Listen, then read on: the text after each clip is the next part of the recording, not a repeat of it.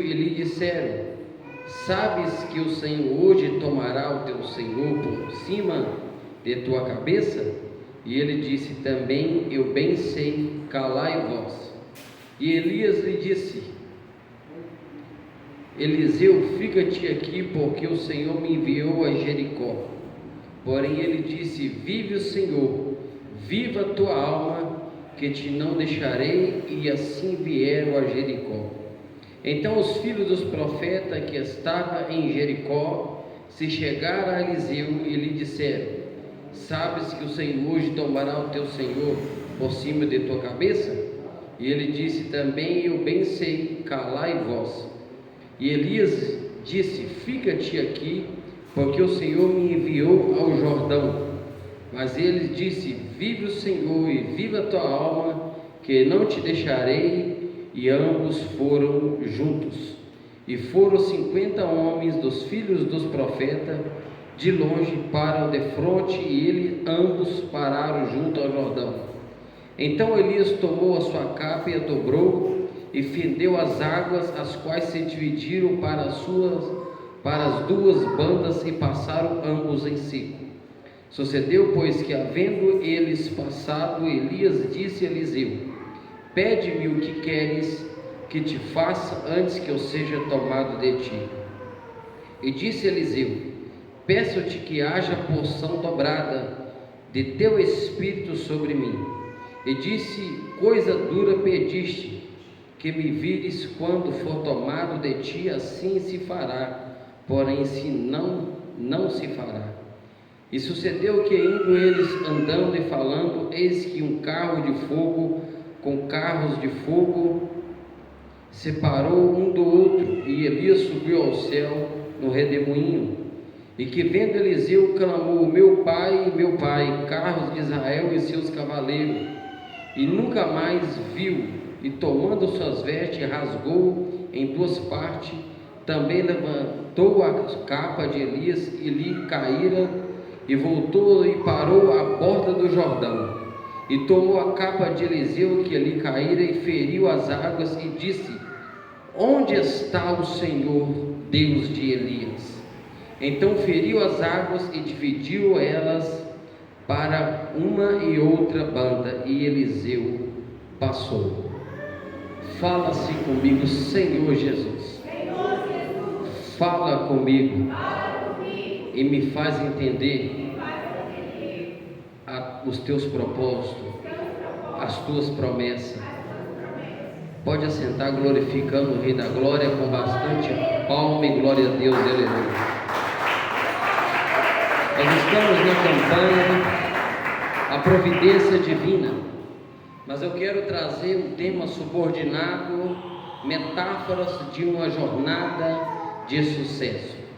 Fala comigo: metáforas de uma jornada de sucesso. Glorifica a Deus com as palmas. Queridos irmãos, nós vamos aprender aqui essa noite sobre a 4 escolas de um homem e de uma mulher de Deus para alcançar o milagre, para alcançar a vitória, para alcançar a providência divina. Quando a Bíblia vai dizer que quando Elias chama Eliseu, a Bíblia vai nos contar, meus irmãos, que Eliseu pegou o carro, pegou a carroça, as 12 juntas de boi, e fez um churrasco e seguiu Elias. Dali em diante ele começou a observar o ministério de Elias, porque entendendo você, que sempre, meus irmãos, nós temos que espelhar em homens e mulheres de Deus. Não homem, não mulheres de Deus que deixa, meus irmãos, falha, mas nós temos que espelhar em homens e mulheres de Deus que levam a vida reta, digna, aleluia, diante do Deus Todo-Poderoso. Pessoas que não ficam de vãs conversa, porque a Bíblia vai dizer, meus irmãos, que Elias era um homem sujeito às mesmas paixões que nós. Ou por que não dizer, Elias ele pecava como nós pecava, mas a diferença é que Elias, meus irmãos, ele sabia pedir perdão a Deus o seu pecado, e a Bíblia vai dizer, meus irmãos, que Elias, aleluia, tudo que ele falava, o Senhor assinava embaixo. Elias, meus irmãos, a Bíblia não fala sobre o pai dele, mas Elias era de Tesbita, morador de Gileade, e a Bíblia vai dizer, meus irmãos, que Deus o chama. E a Bíblia vai falar que quando Deus o chama, agora ele sai no seu ministério profético, e a Bíblia vai nos contar que ele fez 7 a 8 milagres, se não me falha até 9.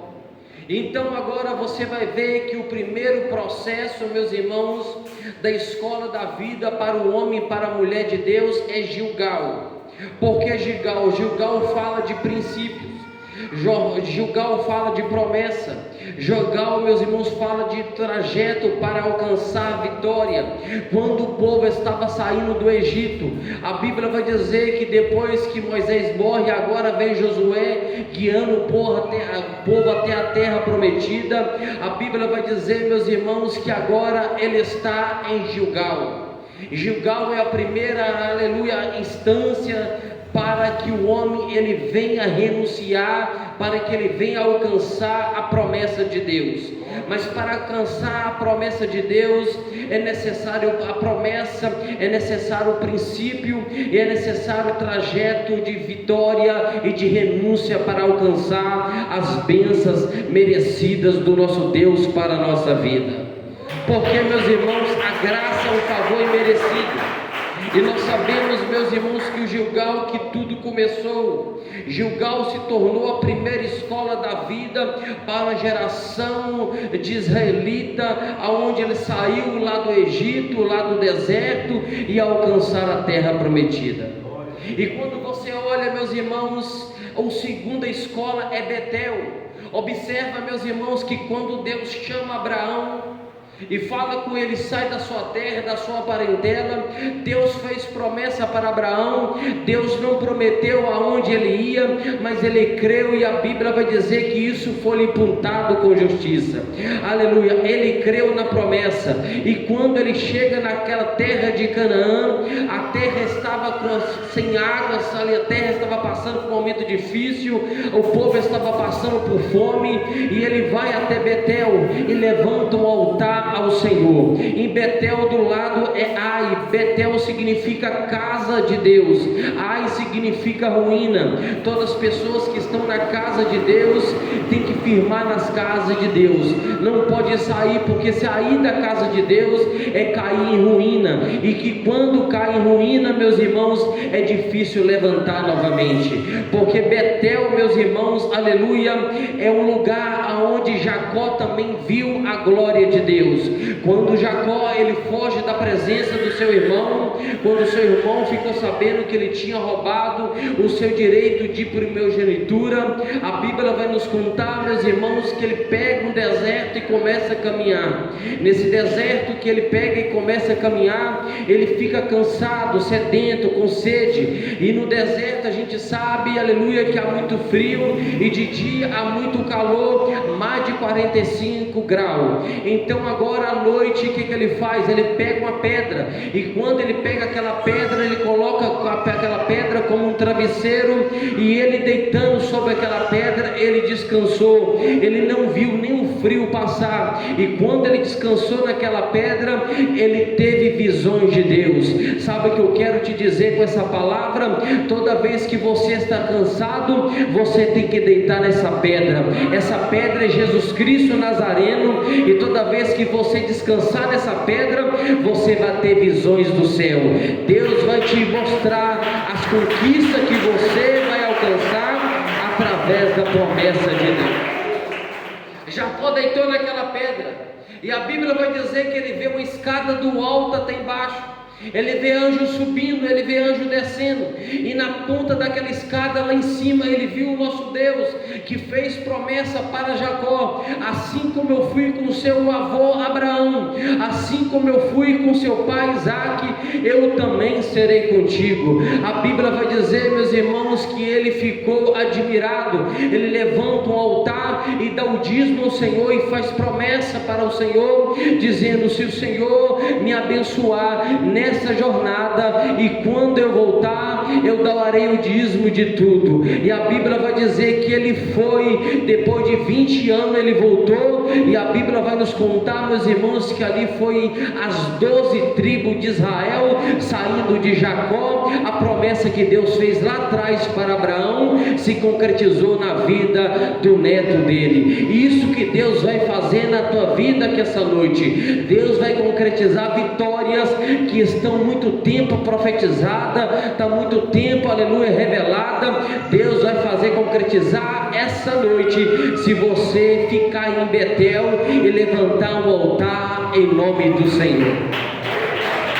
O altar, meus irmãos, é a nossa vida diante de Deus, porque o altar, meus irmãos, nada menos do que a minha vida, do que a sua vida. A Bíblia vai dizer que Deus, quando responde à oração de Elias, Elias teve que reparar o altar do Senhor. Observa, meus irmãos, Betel também, meus irmãos, você vai entender, aleluia, que significa casa de Deus. Era o centro de adoração mais importante de Israel antes da construção de Jerusalém. Betel, meus irmãos, é um lugar de adoração. Você está em Betel e você está aqui, sabe por quê? Porque Deus, na hora certa, no momento certo, Ele vai te dar um lugar de honra e vai colocar você lá em cima para que o nome dEle venha a ser glorificado. Você tem que andar nesses princípios para alcançar a promessa de Deus. E o terceiro, meus irmãos, é Jericó.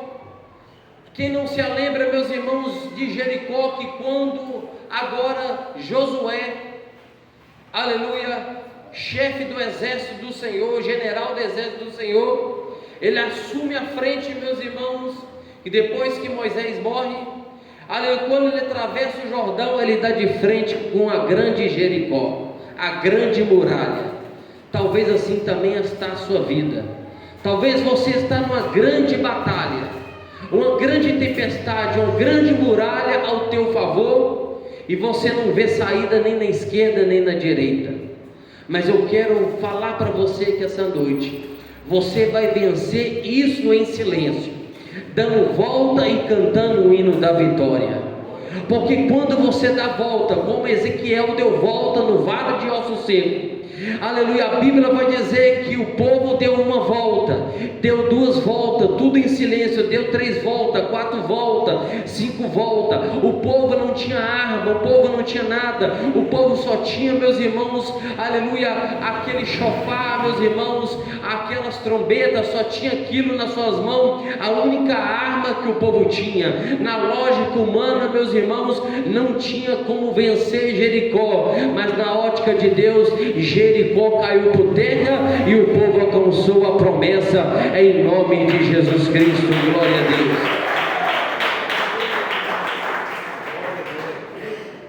Jericó, meus irmãos, o muro era de 10 metros de altura, imagina para os irmãos verem, e a largura era de 4 a 5 metros de espessura, de largura.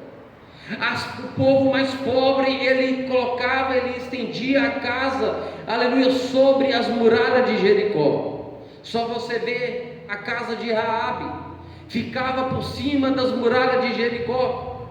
Você começa a entender, meus irmãos, que em cima de Jericó, das muralhas, podia passar um carro pequeno, dando volta por cima daquela cidade. Uma cidade fortificada. Mas a Bíblia vai dizer, aleluia, que o povo tremeu, o povo temeu, quando ficou sabendo que o povo de Israel, quando estava lá no Egito, Deus, aleluia, enviou as pragas, por intermédio de Moisés, Deus fez milagre, os primogênitos morreu, Deus abriu o mar vermelho, aleluia, e Deus deu grande vitória por seu povo. Sabe por quê? Porque o povo foi obediente à voz de Deus.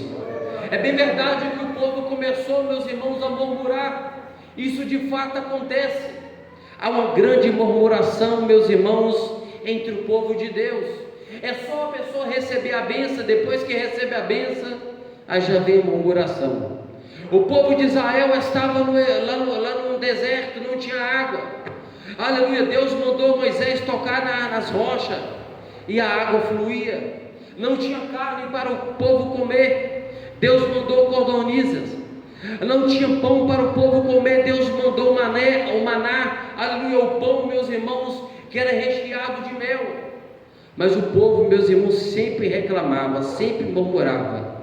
A geração de hoje também não está diferente, mas nós temos que ser como a geração de Caleb e Josué.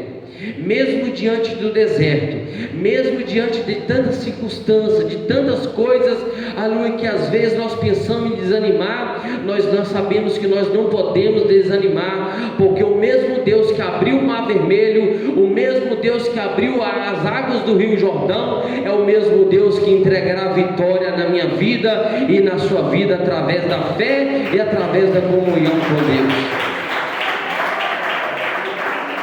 Jericó significa fragrância, ou cidade do bálsamo. Foi ao pé de Jericó que o Senhor deu a Josué estratégias de conquistar a cidade. A prostituta Raabe e toda a sua família foram salvos em meio à destruição dessa cidade de Jericó. Jericó simboliza um mundo que deve ser conquistado pela igreja militante que foi resgatada, aleluia, do pecado pelo sangue do Cordeiro derramado na cruz do Calvário. Então a gente começa a entender, meus irmãos, que Jericó também é um lugar de maldição. Observe que quando Josué, meus irmãos, ele entra ali dentro de Jericó, na 7ª volta, que o sacerdote toca ali as trombetas, as muralhas caem. A história vai dizer, não a Bíblia, e se você ler, você vai adquirir comigo que é verdade. A terra se abriu e a muralha desceu. A muralha desceu, e isso não é Bíblia, isso é história. A terra se abriu, a muralha desceu, e o povo, meus irmãos, entrou dentro de Jericó. E Josué lançou a palavra de maldição dentro de Jericó. Ele falou: se alguém levantasse aquela cidade novamente, o seu filho mais velho, e se continuasse insistindo, o seu filho mais novo ia morrer. E você observa, meus irmãos, que a maldição que Josué lançou sobre aquela cidade tinha que ser obedecido, não podia levantar. E na época, meus irmãos, de Acabe, alguém foi tentar levantar aquela cidade. O seu filho mais velho morreu, o seu filho mais novo também morreu, e a cidade não foi reconstruída. A Jericó que nós vemos aqui na Bíblia Sagrada, a qual Jesus entra, que Jesus cura o cego, meus irmãos, Batimeu, é a cidade de Jericó levantada pelo Herodes. Não foi a Jericó antiga, duas Jericó antiga e a mais nova. Essa mais nova foi levantada, meus irmãos, por Herodes, o grande. Então a gente começa a entender, meus irmãos, que Deus fala por intermédio de Josué: olha, todo o ouro que está dentro de Jericó, toda a prata que está dentro de Jericó, vocês vão pegar, vai consagrar ao Senhor e vai ter que levar para o Senhor, não pode ficar com ela. E o que a Bíblia vai dizer? Que o povo, quando enfrenta, meus irmãos, agora, o povo que estava contra, aleluia, os jebuseus, que estava contra, meus irmãos, o povo de Israel, a Bíblia vai dizer que Acã, com o olho desse tamanho, ele pegou prata, pegou ouro, pegou capa. O que ele fez? Ele colocou dentro da sua tenda, cavou um buraco e enterrou, tentando esconder. E o povo de Israel caiu na batalha por causa do pecado de Acã. Por quê, meus irmãos? Porque Deus tinha falado com Josué que não podia, aleluia, pegar pratos despojos, tinha que entregar e santificar o Senhor. Mas Acã, com o olho grande, ele fez, meus irmãos, uma coisa que não podia fazer.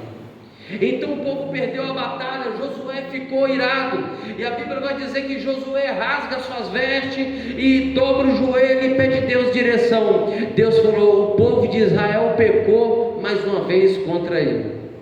Então agora, meus irmãos, vai ver da tribo de Judá, esse homem chamado Acã. Quando passou na revista, meus irmãos, ele confessou o seu pecado. O povo foi lá e tirou, meus irmãos, o utensílio de ouro, de prata que estava dentro da sua tenda. O povo apedrejou ele ao ponto dele ser coberto com pedras. Por quê? Porque desobedeceu a voz de Deus. Jericó, meus irmãos, é lugar de conquista, mas Jericó também é lugar de maldição. Se você está em Jericó, você tem que ser um conquistador como Josué. Você não pode olhar as coisas dessa terra, você tem que focar lá no alto, porque a Bíblia vai dizer: buscai primeiro o reino do céu e da justiça, e as demais coisas vos serão acrescentadas. Porque quando você busca as coisas do alto, tudo que está escrito na Bíblia Sagrada, as 7.428 promessas que está escrito na Bíblia Sagrada, ela vai concretizar na sua vida. E a maior promessa está escrita em João 3,16: porque Deus amou o mundo de tal maneira, que deu seu Filho unigênito, para que todo aquele que nele crê, não pereça, mas tenha a vida eterna. É a maior, meus irmãos, herança que Deus vai dar para a igreja dele, nessas 7.428 promessas que Deus faz para o seu povo. Exalta o Senhor com as palmas.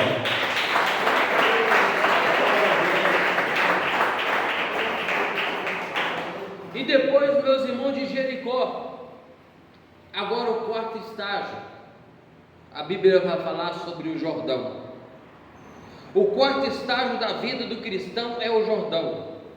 O Jordão é o mais notório ministério do rio da Bíblia. Grandes acontecimentos da Bíblia estão associados a esse rio. Nesse estágio da vida do homem, meus irmãos, a gente vai ver que estava no rio Jordão, era, aleluia, João Batista. Estava pregando no deserto e batizando no rio Jordão. Foi no rio Jordão que o próprio Jesus Cristo foi batizado, porque o Jordão, meus irmãos, aleluia, significa aquele que Deus desce, aleluia, fala de humildade sempre, fala, meus irmãos, de manter-se em fé, manter-se firme na humildade e, aleluia, e na disciplina, porque se a pessoa não ficar na disciplina, meus irmãos, na fé e na humildade, a pessoa não vai passar pelo Jordão. Jordão, meus irmãos, significa aquele que desce. Jordão, meus irmãos, é um grande significado na vida do homem e da mulher de Deus. Muitas pessoas por aí, muitos obreiros por aí, muitos pastores que estão por aí, estão querendo, meus irmãos, colocar uma estrela na testa, achando que a quarta pessoa da Trindade, e a Bíblia vai dizer que Deus não divide a glória dele com ninguém. Enquanto mais você desce, mais Deus ele te exalta. Quanto mais você humilha, mais Deus te exalta. Não adianta, meus irmãos, aleluia, eu querer ter o nariz em pé, eu querer passar por hierarquia. O que é hierarquia? A igreja Deus é Amor, os outros ministérios, tudo tem hierarquia. Tem o presidente, né? Tem a diretoria, tem os pastores, presbíteros, tem os diáconos, tem os pastores que dirigem a igreja, né? Todos são obreiro de valor. Nós estamos numa hierarquia, e se alguém não respeitar a hierarquia, está andando debaixo de quê? De maldição. Se você falar com um membro, não faça isso, e se aquele membro, meus irmãos, continuar fazendo, está achando, meus irmãos, que é só vir todo dia para a igreja, dar glória a Deus, aleluia, orar pelas madrugadas, a Bíblia vai dizer: se não for submisso aos pastores, está andando debaixo de maldição. Isso quem diz é a palavra de Deus: sujeitai os vossos pastores, porque ele vela pela sua vida. Você observa, meus irmãos, que João, quando ele foi jogado na ilha de Pátimo, a história vai dizer que quando o imperador manda aquecer uma banheira de azeite fervendo para jogar João lá dentro, porque João não confessou que ele é Deus, o imperador é Deus, João entra naquela banheira e sai normal, como se estivesse pulando dentro da piscina, na água fria. Então o imperador, o que ele fez? Falou: vamos abandonar ele lá na ilha de Pátimo, aonde tem animal feroz, ele vai morrer às mínguas. João estava na ilha de Pátimo, e a Bíblia vai dizer que ele escuta uma voz por detrás dele, uma voz com uma voz de muitas águas, uma voz com uma voz de trombeta. E quando João olha para ver quem falava com ele, a Bíblia vai dizer que João vê o seu cabelo branco como a neve, o seu rosto era como o sol na sua força. Os seus olhos eram como chama de fogo. As suas vestes talares eram cingido de branco, meus irmãos, de linho fino. No seu peito tinha um cinturão de ouro reluzente. Os seus pés eram como se estivesse tirado da fornalha, reluzente. Na sua mão direita tinha 7 estrelas, como também, meus irmãos, aleluia, 7 candeeiros, que fala sobre os 7 pastores e as 7 igrejas. E quando Deus, meus irmãos, passou a revelação para o seu filho falou para o anjo notificou a João. E João escreve as 7 cartas para quem? Para os membros? Não, escreve para os anjos da igreja, para falar aquilo que Deus estava dando para entregar aos membros. Então, meus irmãos, a responsabilidade da igreja é do pastor. O pastor que está na frente da obra, ele vai ser cobrado primeiro. Então, se a pessoa não obedece, se a pessoa está fazendo picuinha, fazendo pirraça, meus irmãos, no último dia Deus vai cobrar. Deus vai cobrar. Sabe por quê, meus irmãos? Porque a autoridade maior está na vida, meus irmãos, do pastor. Porque o pastor, ele tem que dar conta de cada ovelha que está dentro da igreja. Aleluia, Jesus. E com Elias, meus irmãos, também não foi diferente. A Bíblia vai dizer que Elias foi tomado por quê? Porque Elias tinha uma vida de adoração. Elias tinha uma vida, meus irmãos, de consagração. Elias tinha uma vida de obediência a Deus. Elias ficou com medo? Ficou. Ele escondeu na caverna. Como todos aqui, tem momento que nós escondemos. Há tanta tempestade, há tantas má notícias, que nós ficamos com medo. Ficamos com medo de perder, ficamos com medo de tantas coisas. Mas a voz de Deus vai soar dizendo: sai para fora, porque aqui não é o seu lugar. O seu lugar é lá fora, batalhando, matando um leão por dia. Todo dia que você levanta, você mata um leão. Para quê? Para que você venha alcançar a sua vitória. Aquilo que você pode fazer, você faz com seus braços. Aquilo que você não pode fazer, Deus faz para você. Aonde sua mão não alcança, a mão de Deus alcança. Aonde o seu pé não alcança, o pé de Deus alcança. E a Bíblia vai dizer, meus irmãos, que Eliseu não saiu da bota, não saiu do calço de Elias. Elias foi para Gilgal, Eliseu também foi.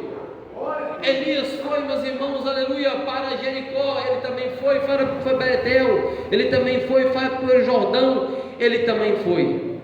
Elias viu que Eliseu estava persistindo, insistindo, querendo ter uma intimidade com Deus.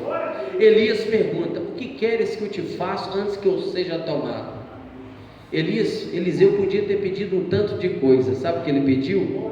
Ele pediu a porção dobrada. Ele estava dizendo assim: eu quero ser usado o dobro de ti. Se você for olhar na Bíblia, se Elias fez 9 milagres, Eliseu fez 18 milagres. A porção dobrada caiu sobre a vida de Eliseu, porque Eliseu era obediente à palavra de Deus. Quando a gente é obediente à palavra de Deus, a gente alcança vitória. Aleluia. E o que ele fez? A capa caiu. Quando os carros de fogo, os cavalos de fogo subiram, Eliseu foi tomado. O povo ainda caçou, meus irmãos, Elias, mas não achou. Eliseu falou: não precisa caçar mais. O povo então se ajoelhou e viu que verdadeiramente Eliseu era um homem de Deus. Eliseu ali, meus irmãos, é uma tipologia de Jesus Cristo. Porque, meus irmãos, tudo que ele fazia, aleluia, Deus assinava embaixo. A Bíblia vai dizer, meus irmãos, que ele pega a capa de Elias e bate nas águas, falando: cadê o Deus de Elias? E quando ele bate nas águas, abriu uma banda na esquerda e outra na direita, e eles passaram, e Deus confirmou a vitória na vida de Eliseu. Sabe o que eu quero te dizer com essa palavra? Quando você lançar a palavra, aleluia, em prol da tua vitória, pode ter certeza que você vai alcançar a vitória, e esse mar, essa muralha vai cair, e esse rio vai ter que entrar à esquerda e à direita, e você vai passar dando glória ao nome do Deus Todo-Poderoso. Isso é um estágio da vida do homem de Deus. Não tem como, meus irmãos, a gente chegar lá em cima se a gente passar nesses 4 estágios. Não tem como. Tem pessoas que sobem demais, ele sobe de uma vez, mas quando ele cai também, ele cai de uma vez. Aqui, meus irmãos, não é elevador. A igreja do Senhor não é elevador, é escada, aonde, aleluia, Jacó viu. É cada degrau que você vai subindo, Deus vai te honrando. Porque se você subir demais, tem pessoa que não sobe demais, ele deixa o eu falar mais alto. E nós temos que ter a humildade de cada dia nós pedir a porção para Jesus da nossa vitória. Fica com essa palavra, que as bênçãos do Deus de Elias, as bênçãos do Deus de Eliseu recaia sobre a tua vida, e que tua vida seja próspera e abençoada nessa campanha da providência divina, em nome de Jesus. Glória a Deus. Fica sobre os seus pés. Glória a Deus. Você que trouxe a sua oferta para dentro da casa do Senhor, fica com ela nas suas mãos e ora e peça a Deus aquilo que você veio buscar. Eu acredito, aquilo que você veio buscar, você já vai estar saindo daqui com a sua vitória na mão, porque a palavra, meus irmãos, já nos limpou. Começa a dar glória, glória, glória a Deus. Deus grande, Deus poderoso, Deus eterno. Neste momento, Pai querido, de oração, Senhor, eu peço ao Senhor, meu Deus, que o Senhor venha abençoar a tua igreja, que o Senhor venha confirmar, meu Pai, grandes vitórias, grandes bênçãos, meu Deus, sobre a vida de cada irmão, de cada irmã. Meu Deus querido, dá o livramento, ó Pai, para a tua igreja, Pai amado, em nome de Jesus Cristo. Venha dar o livramento, Pai querido, venha abençoar a tua igreja, venha jogar por terra toda a fúria do adversário contra a tua igreja, contra a tua obra, meu Pai. Abençoa poderosamente, meu Pai, a vida desse irmão, a vida dessa irmã, que cada dia nós podemos passar pelo processo, a escola do Senhor, para nós aprender, meu Pai amado, cada dia mais com as tuas promessas, cada dia mais, meu Pai amado, com as tuas promessas que o Senhor redigiu para a tua igreja. A maior promessa, meu Pai querido, é a Nova Jerusalém. Nós temos que passar por Jericó. Jericó, meu Pai, é um lugar onde a tua igreja está passando momento, Pai querido,